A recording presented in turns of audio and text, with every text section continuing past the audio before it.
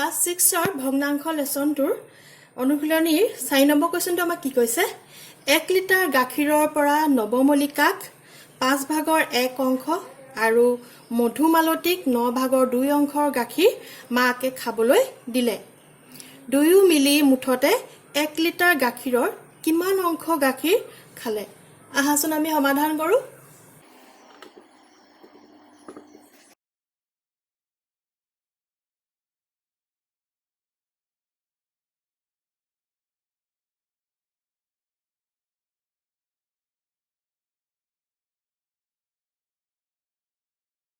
এক লিটাৰ গাখীৰৰ নৱমলিকাই খালে 5 ভাগৰ 1 অংশ আৰু 1 লিটাৰ গাখীৰৰ মধুমালতী আৰু 1 লিটাৰ গাখীৰৰ মধুমালতীয়ে খালে মধুমালতীয়ে কিমান অংশ খালে 9 ভাগৰ 2 অংশ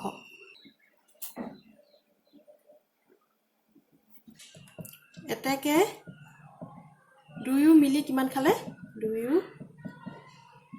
মিলি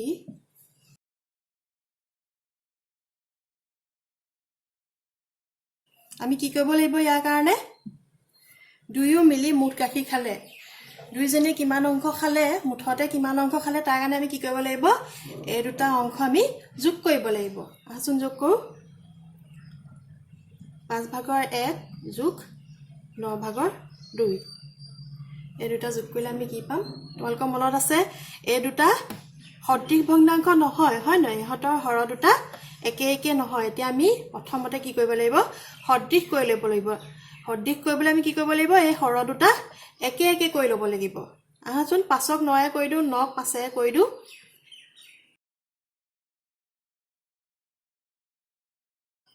মনত পৰিছে নহয় আগৰ ভিডিঅত আমি ইয়াৰ বিষয়ে ভালকৈ আলোচনা কৰি গৈছো 5ক আমি 9 কৰি দিও অকল হৰক কৰিলে নহব লবকো কৰিব লাগিব তলত কৰিলে নহব ওপৰটো কৰিব লাগিব 9 দুইটাকে পূৰণ কৰিব লাগিব যোগ 9ক 5 কৰি দিও যাতে তলৰ হৰ দুটা একে হয় আকৌ অকল তলত কৰিলে নহব আছে ওপৰটো কৰিব লাগিব কিমান পাম 5 9 গুণ 45 9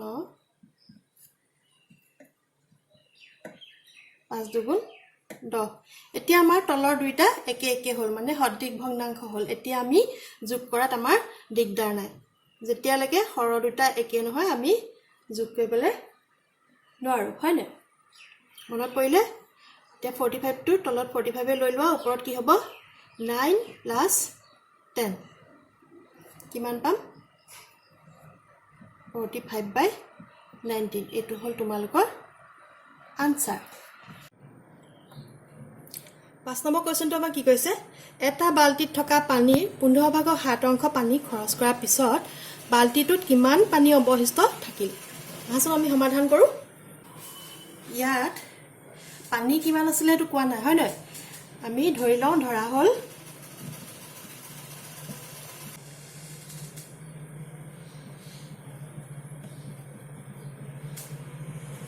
মুঠ পানী আমি সম্পূৰ্ণটো বুজাবলৈ কি ব্যৱহাৰ কৰো একটো ব্যৱহাৰ কৰো হয় না ধৰা হ'ল মুঠ পানী 1 আছিল খৰচ কিমান কৰা হ'ল খৰচ কিমান কৰা হ'ল 15 ভাগৰ 7 অংশ এতেকে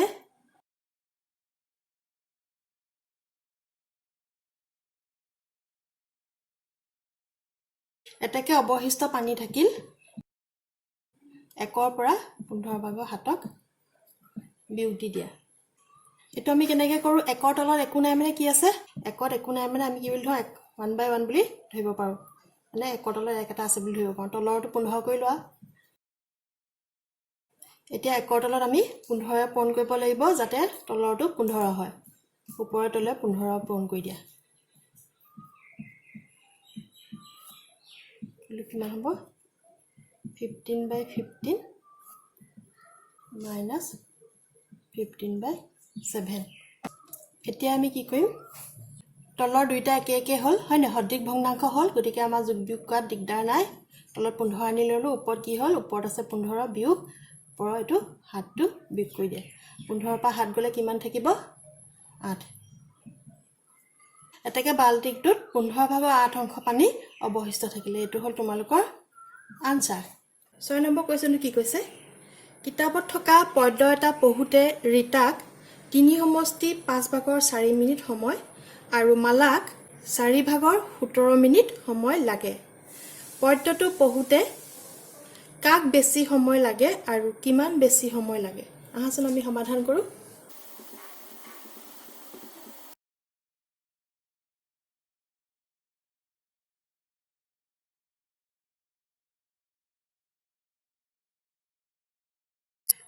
পদ্যটো পঢ়োতে ৰীতাক সময় লাগে কিমান লাগে 3 সমষ্টি 5 ভাগৰ 4 মিনিট সময় লাগে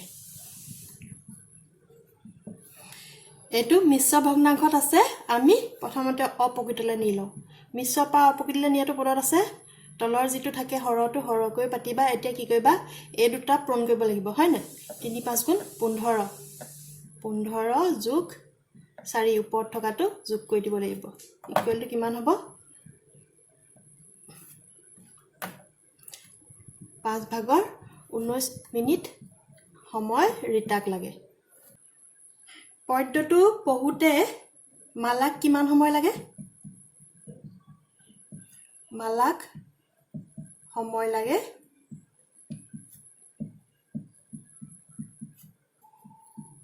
মালাক সময় লাগে 4 ভাগৰ 17 মিনিট এতিয়া সুধিছে পদ্যটো পঢ়োতে কাক বেছি সময় লাগে এতিয়া আমি এই দুটা তুলনা কৰিবৰ কাৰণে কি কৰিব লাগিব সদৃশ কৰি ল'ব লাগিব সদৃশ ভগ্নাংশ কৰি ল'ব লাগিব মনত আছে তোমালোকৰ হৰ দুটা একে কৰি ল'ব লাগিব এতেকে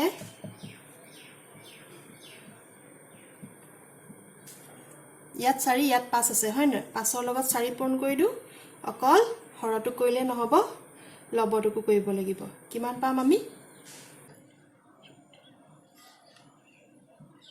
76 আৰু তলত 20 আৰু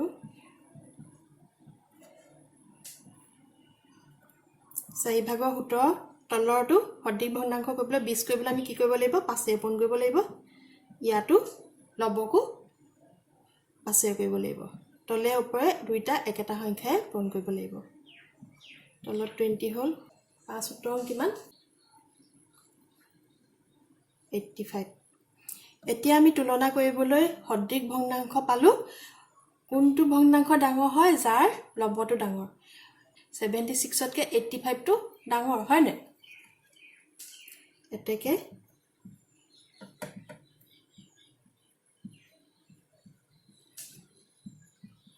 তলক মনত আছে নহয় লবটো যাৰ ডাঙৰ হয় যেতিয়া সদৃশ ভগ্নাংশ হয় তলৰ হৰ দুটা একে হয় লবটো যাৰ ডাঙৰ হয় হেতু ভগ্নাংশই ডাঙৰ গতিকে 20 ভাগৰ 85 টো 20 ভাগৰ 74 তকে ডাঙৰ বা আমি কি লিখিব পাৰো এটো কাৰ আছিল 85 ভাগৰটো 4 ভাগৰ 17 গেটাৰ দেন 20 ভাগৰ 74 টো কাৰ আছিল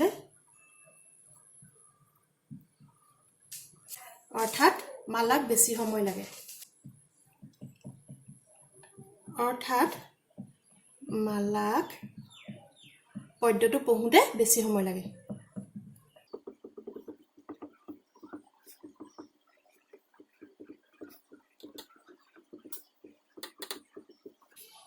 আৰু বেছি লগা সময়ৰ পৰিমাণ হ'ল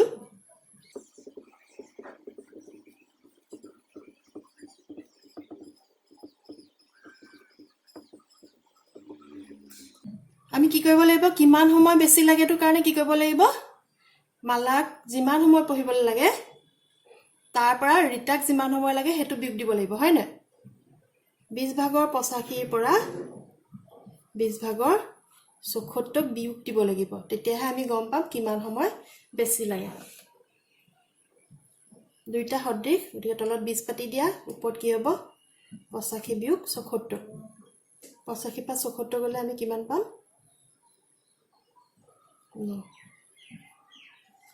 এটো হল তোমালোকৰ আনসাৰ 7 নম্বৰ কোৱেশ্চনটো আমাৰ কি কৈছে বিৰিনাৰ হাতত থকা মুঠ পনিয়লৰ 9 ভাগৰ 5 অংশ লগৰীয়াবোৰে খালে কিমান অংশ থাকিব আহাচোন আমি সমাধান কৰোঁ। আমাক বিৰিণাৰ হাতত থকা মুঠ পনিয়লৰ সংখ্যাটো আমাক দিয়া নাই। আমি কিন্তু জানো যে সম্পূৰ্ণ এটা বুজাবলৈ আমি কি ব্যৱহাৰ কৰোঁ, একটো ব্যৱহাৰ কৰোঁ। ধৰা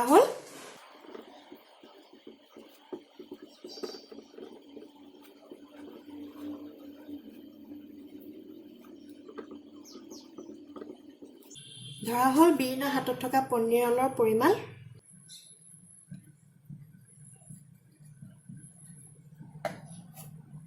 1 বুলি ধৰি লওঁ। মানে সম্পূৰ্ণ এটা বুজাবলৈ 1 ব্যৱহাৰ কৰোঁ।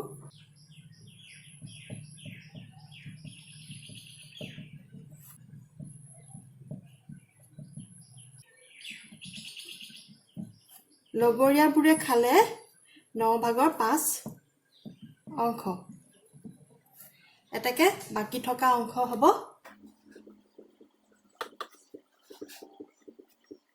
কি কৰিব লাগিব আমি বাকী থকা অংশটো উলিয়াবলৈ 1ৰ পৰা 9/5 অংশটো বিয়োগ দিব লাগিব, হয় নে? বিয়োগ দিবলৈ আমি কি কৰিম, আমি সমমান কৰি লওঁ।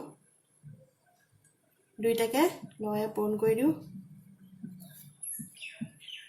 বা তোমালোকে যদি মুখতে কৰিব পাৰা 9টো তললৈ আনি ল'লা, 9 এগুণে 9 বিয়োগ 5 তেনেকৈ কৰিলেও হ'ব। যদি বুজি নোপোৱা তেওঁলোকৰ কাৰণেহে এনেকৈ কৰি দেখুৱাইছোঁ।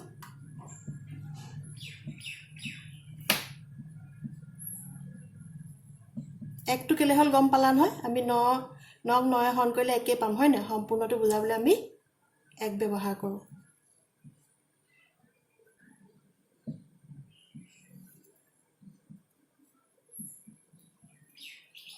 এটাকে বাকী থকা অংশ হ'ব 9/4 অংশ। এইটো হ'ল তোমালোকৰ আনচাৰ। 8 নম্বৰ কুৱেশ্যনটো আমাক কি কৈছে, এটা সংখ্যাৰ পৰা 8/5 বিয়োগ কৰিলে বিয়োগফল 4/1 পোৱা যায়। সংখ্যাটো কি? আহাচোন আমি সমাধান কৰোঁ। এতিয়া চোৱা, তোমালোকৰ এটা উদাহৰণ কৰি লৈছোঁ। যদি তোমাক কোৱা হয় যে এটা সংখ্যাৰ পৰা 2 বিয়োগ কৰিলে তুমি 3 পাবা, তেতিয়া আমি কি কৰিম, সংখ্যাটো কি জানিবৰ কাৰণে কি কৰিম, আমি তোমাৰ মনতে কি কৰিবা, 2এ 3এ যোগ কৰি দিবা, হয় নাই? 2এ 3এ যোগ কৰি পেলাই কিমান পাম, আমি 5 পাম। মানে 5ৰ পৰা 2 বিয়োগ কৰিলে আমি 3 পাওঁ। সেই কথাটো একেই, ইয়াত খালি ভগ্নাংশ। এতিয়া ধৰা হ'ল আমি সংখ্যাটো x বুলি ধৰি লওঁ। যিটো সংখ্যা আমি গম নাপাওঁ সেই সংখ্যাটো x বুলি ধৰি লৈছোঁ। ধৰা হ'ল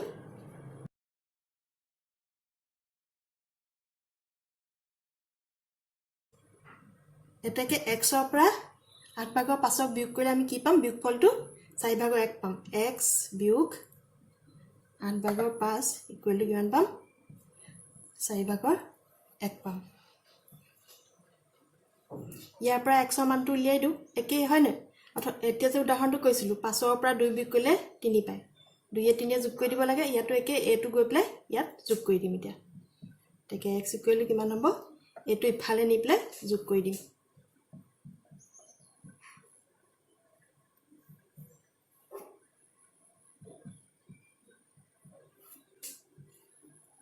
এতিয়া দুইটা সদৃশ নহয়, তাৰ কাৰণে আমি কি কৰিব লাগিব, সদৃশ কৰি ল'ব লাগিব, বা এই দুটাৰ লসাগু লৈ ল'ব লাগিব। সদৃশ কৰি কৰি দেখুৱাই আছোঁ, এইটো লসাগু কৰিয়ে দেখাওঁ। লসাগু ল'বলৈ 4 আৰু 8ৰ লসাগু কি আছিলে, মনত পৰিছেনে? লসাগু কেনেকৈ উলিয়াওঁ আমি? এটাকে লসাগু কি হ'ব,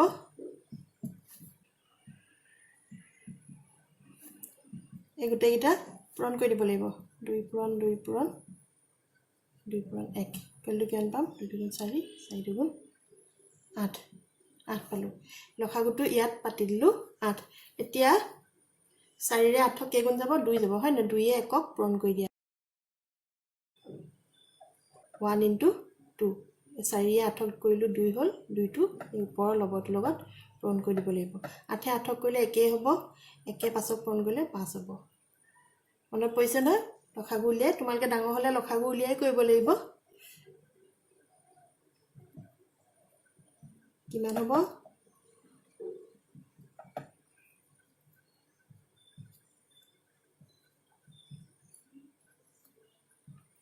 এটাকে সংখ্যাটো হ'ব 8/7। এইটো হ'ল তোমালোকৰ আনচাৰ। 9 নম্বৰটো কি কৈছে, তিনি সমষ্টি 5 ভাগৰ 1 আৰু 4 সমষ্টি 3 ভাগৰ 1ৰ যোগফলটোৰ পৰা 6 সমষ্টি 5 ভাগৰ 1 বিয়োগ কৰা। এইটো সাধাৰণ যোগ বিয়োগ অংক। আচল আমি সমাধান কৰোঁ। কি কৈছে 3 সমষ্টি 5 ভাগৰ 1 আৰু 4 সমষ্টি 3 ভাগৰ 1ৰ যোগফলটোৰ পৰা 6 সমষ্টি 5 ভাগৰ 1ক বিয়োগ দিব লাগে। আমি প্ৰথমতে এই মিশ্ৰ ভগ্নাংশটো অপ্ৰকৃত ভগ্নাংশলৈ ভাঙি লওঁ। অপ্ৰকৃত ভগ্নাংশলৈ ভাঙিবলৈ আমি কি কৰিব লাগিব? তলত হৰটো হৰ হিচাপে পাতা। এতিয়া কি কৰিব লাগিব? 5 3 পূৰণ কৰা। 5 3 গুণ 15 একে 3 পূৰণ 5 যোগ 1 হয় না? মনত পৰিছেনে? যোগ ইয়াত তলত একেই হ'ব, 3টোৱে হ'ব। 3 4 পূৰণ কৰিব লাগিব আৰু ওপৰত থকা লবটো যোগ কৰিব লাগিব। বিয়োগ তলত একেই হ'ব, 5 6 পূৰণ কৰিব লাগিব আৰু ওপৰত থকা এই লবটো যোগ কৰিব লাগিব। কিমান পাম আমি? 3 5 গুণ 15 একে 16, 3 4 গুণ 12 একে 13 আৰু ইয়াত পাম 5 6 গুণ 30 একে 31। এতিয়া আমি এই তিনিটাৰে লসাগুটো লৈ ল'ব লাগিব। তিনিটাৰে লসাগু কি আছিলে? 5 3। যদি লসাগু ল'বলৈ দিগদাৰ পোৱা তেতিয়াহ'লে সমমান কৰি ল'বা। হৰৰ ল'ব একেটাই সংখ্যাই পূৰণ কৰি পেলাই যে কৰোঁ তেনেকৈ কৰিলেও হ'ব।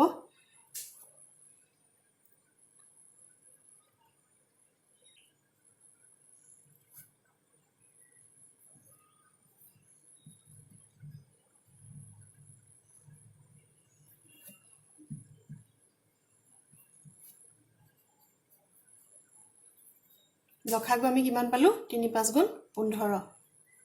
আমি লসাগু পালোঁ তিনিটাৰে 15। এতিয়া আমি হৰবোৰ চব 15 কৰিব লাগিব যাতে ভগ্নাংশ কেইটা সদৃশ হয় আমি যোগ বিয়োগ কৰিব পাৰোঁ।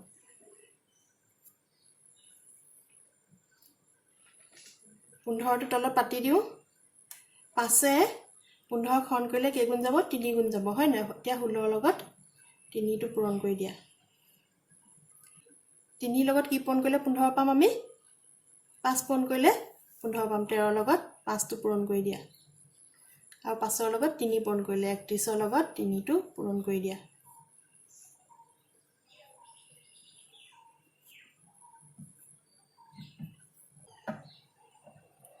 তিনি 16 48 যোগ 5 13 65 বিয়োগ 31ক 3 পূৰণ কৰিলে কিমান পাম?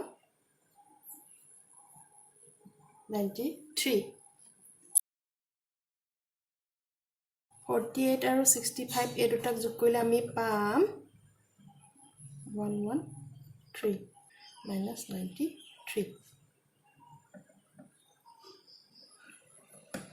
কৰিলে পাম 113ৰ পৰা 93ক বিয়োগ দিলে আমি পাম 20, তলত থাকিব 15। এইটো সৰু কৰি দিয়া। কটাকটি কৰি পেলাই কিহে যাব? 5 যাব হয় নাই? 5 4 গুণ 20, 5 3 গুণ 15 ইকুৱেল টু কিমান থাকিলে? 3 ভাগৰ 4 বা 4/3। এই 4/3টোক আমি অপ্ৰকৃতৰ পৰা মিশ্ৰলৈ লৈ যাব পাৰোঁ। মনত আছেনে কেনেকৈ নিওঁ? 3 4ক হৰণ কৰা। 3 গুণে 3 বাকী কিমান থাকিলে? 1। এতিয়া আমি কি পাতিব লাগিব? এই ওপৰৰ ভাগফলটো পাতিব লাগিব 1 আৰু এতিয়া ভাজকটো তলত পাতিব লাগিব। 3 যিটো হৰণ কৰিছে এইটো তলত, ভাগ একটো ওপৰত পাতিব লাগিব। এইটো হ'ল তোমালোকৰ আনসাৰ। 10 নম্বৰ কুৱেশ্যনটো আমাক কি কৈছে? ৰবিনে এটা প্ৰতিযোগিতামূলক পৰীক্ষা দিবলৈ দেউতাকৰ লগত নগৰলৈ গৈছিল। দেউতাকৰ লগত ঘৰৰ পৰা 12 ভাগৰ 1 অংশ চাইকেলেৰে, তাৰ পিছৰ অংশ বাছেৰে আৰু শেষত 20 ভাগৰ 1 অংশ খোজকাঢ়ি গৈছিল। তেওঁলোক যোৱা এই দূৰত্বৰ কিমান অংশ বাছেৰে গৈছিল? আহাচোন আমি সমাধান কৰোঁ। ৰবিনে পৰীক্ষাটো দিবলৈ চাইকেলেৰে গ'ল, বাছেৰে গ'ল আৰু খোজকাঢ়ি গ'ল। প্ৰথমতে আমি চাইকেলেৰে আৰু খোজকাঢ়ি কিমান অংশ গ'ল সেইটো উলিয়াই লওঁ আহা।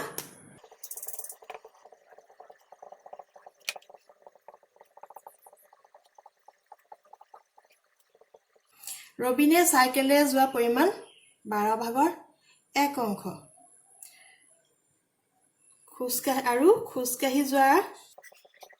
খোজকাঢ়ি যোৱাৰ পৰিমাণ কিমান? খোজকাঢ়ি কিমান অংশ গৈছিলে? 20 ভাগৰ 1 অংশ।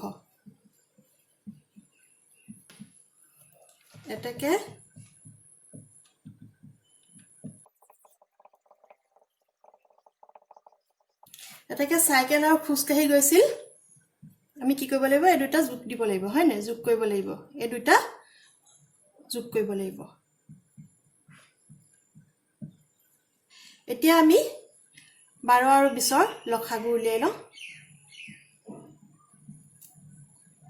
কিহে কৰিম? 2 কৰিম। 2 × 4 = 12, 2 × 10 = 20। আকৌ 2 কৰিম। 2 × 3 = 6, 2 × 5 = 10। আকৌ কিহে কৰিম? 3 কৰিম। 3 × 3 = 5 নাযায়, তললৈ নামিলে 5 কৰিম। 1 গ'ল 1। এটাকে লসাগু কিমান হ'ব?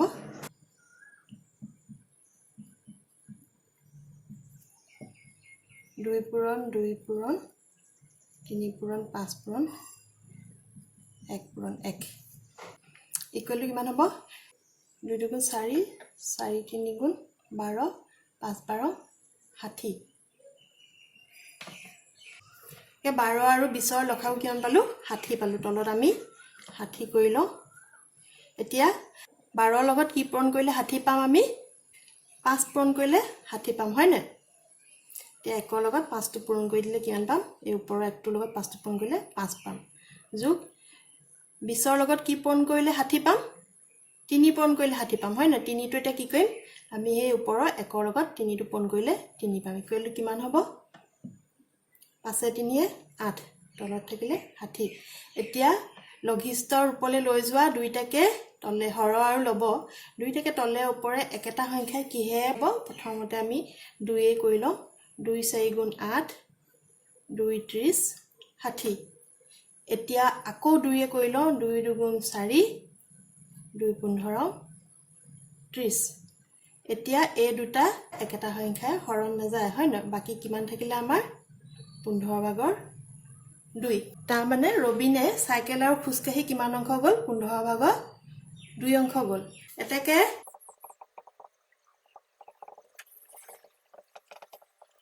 এটাকে বাছেৰে যোৱা দূৰত্বৰ অংশ সম্পূৰ্ণটো বুজাবলৈ আমি কি ব্যৱহাৰ কৰোঁ? 1 ব্যৱহাৰ কৰোঁ, হয় নহয়? 1ৰ পৰা আমি এই চাইকেল আৰু খোজকাঢ়ি যোৱাৰ মুঠ অংশটো যোগ দিব লাগিব।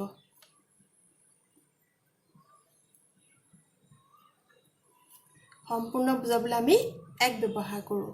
সম্পূৰ্ণ এটা অংশৰ পৰা 15 ভাগৰ 2 অংশ চাইকেল আৰু খোজকাঢ়ি গৈছিল। এটাকে বাছেৰে যোৱা অংশটো কি হ'ব? 15টো লৈ লোৱা লসাগু 1, এইটো কি হ'ব? ওপৰত কি আহিব? 15 বিয়োগ 2। বুজি পালা নহয়? ইকুৱেল টু কিমান হ'ব? 15ৰ পৰা 2 গ'লে কিমান থাকিব? 13 আৰু তলত থাকিব 15। এইটো হ'ল তোমালোকৰ আনচাৰ।